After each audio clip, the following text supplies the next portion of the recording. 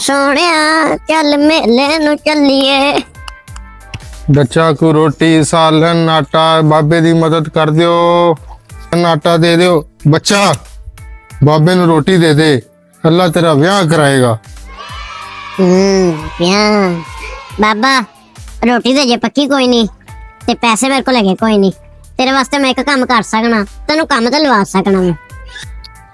कम चलो आज मेहनत कर लेने, नाले रोटी आएगी ते नाले 4 रुपये आ जाएंगे।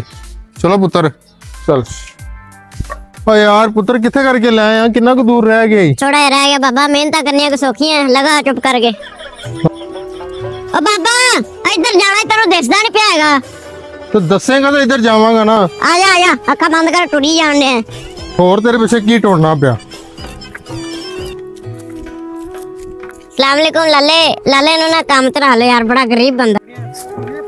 अच्छा चल इनू क्या काम ते लग गया, 500 रुपया देंगा। ठीक है ठीक है जी, जा पापा काम ते लग जा।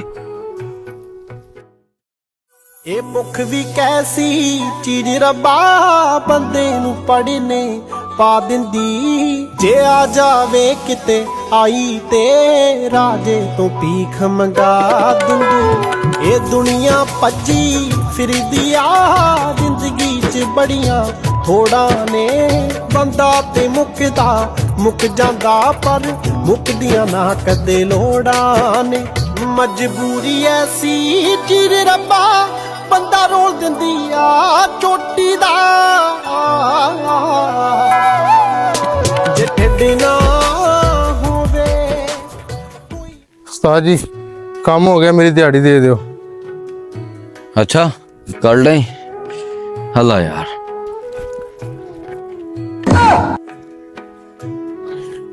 बाबा जी की हो गया जी, ਤੁਹਾਡੀ ਮੇਰੀ ਗੱਲ ਹੋਈ ਸੀ ਰੋਟੀ ਦੀ, ਪੈਸੇ ਦੀ ਤਾਂ ਗੱਲ ਹੀ ਨਹੀਂ ਸੀ ਹੋਈ। ਆ ਤੁਸੀਂ ਰੋਟੀ ਲਵੋ, ਪੈਸੇ ਮੈਨੂੰ ਜ਼ਰੂਰਤ ਸੀ, ਪੈਸੇ ਮੈਨੂੰ ਮਿਲ ਗਏ, ਰੋਟੀ ਤੁਹਾਨੂੰ ਜ਼ਰੂਰਤ ਹੈ, ਰੋਟੀ ਤੁਸੀਂ ਰੱਖ ਲਓ।